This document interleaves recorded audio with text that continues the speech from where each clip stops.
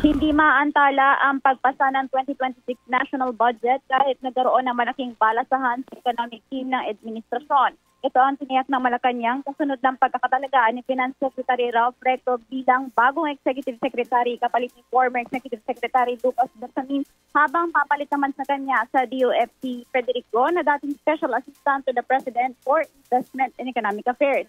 Sa DBM, si Undersecretary Rolando Toledo ang uupo bilang OIC matapos magbitiw ni Secretary Amena Pangandaman.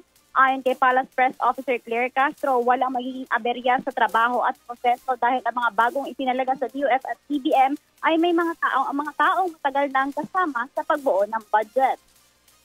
Any reassignments of the cabinet members to DOF and DBM, they are all the same people who work on the budget, who work on the finance. So there will be no problem with that. Iwala rin ng palasyo na maaabot ang itinakdang timeline sa pagpasa ng 2026 budget sa kasalukuyan dahil nahabol ng economic managers. Naipasa na ng Kamara ang 6.7 trillion pesos na panukalang pondo noong October 13 habang nasa huling yugtunan ng plenary debates ang Senado bago ito dumaan sa BICAM at isumite sa palasyo. Kasama mo sa DZXL RMN Manila, Radyo Mansional Salazar, Tatak RMN.